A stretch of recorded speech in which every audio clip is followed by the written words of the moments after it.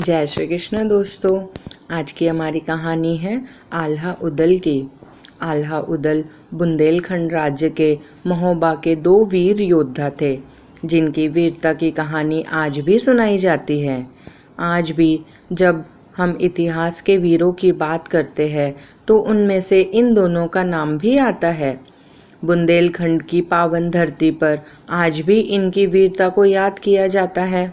इन दोनों का जन्म बुंदेलखंड के महोबा में हुआ था। यह दोनों भाई बचपन से ही भौतिक ज्ञान और शास्त्र ज्ञान दोनों में उत्तीर्ण थे। कहा जाता है कि यह दोनों पांडवों में से युधिष्ठिर और भीम के अवतार थे।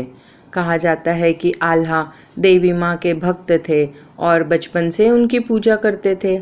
एक बार उनकी भक्ति से प्रसन्न होकर माँ ने उन्हें पराक्रम और अमर होने का वरदान दिया। दोनों भाई बचपन से ही युद्ध में माहिर थे। उन्होंने अपने जीवन काल में करीब 50 से ज़्यादा लड़ाइयाँ करी थी, जिसमें वे सारी जीते थे।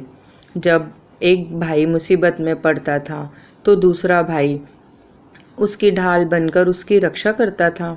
उन दोनों का जन्म 12वीं विक्रमी शताब्दी में हुआ था। वह कहा जाता है कि यह शताब्दी वीरों की शताब्दी थी।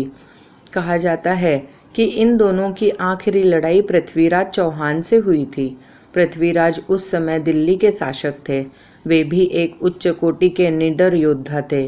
कहा जाता है कि पृथ्वीराज और आल्हा उदल के बीच बहुत रोमांचक और बहुत भयानक युद्ध हुआ, जिसमें उन्होंने दोनों में से एक भाई उदल की हत्या कर दी थी। अपने भाई आल्हा की रक्षा करने के कारण वो वीर गति को प्राप्त हो गए। इसके बाद उदल ने अपने भाई का मौत का बदला पृथ्वीराज चौहान को पराजित करके लिया। आल्हा माँ के भक्त थे, इसी के कारण उन्होंने पृथ्वीराज चौहान को जीवित छोड़ दिया।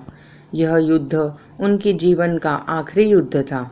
इसके बाद उन्होंने संन्यास लेकर माँ की भक्ति में लीन हो गए। कहा जाता है कि आज भी बुंदेलखंड के माँ के मंदिर में आल्हा की मौजूदगी महसूस की जाती है, और जैसे ही मंदिर के कपाट बंद हो जाते हैं तो रात्रि में आल्हा आकर माँ की पूजा करते हैं, क्योंकि उन्हें अमर होने का वरदान था। इसीलिए बुंदेलखंड के कुछ लोग आज भी मानते हैं कि वो जिंदा है। जय श्री कृष्ण दोस्तों।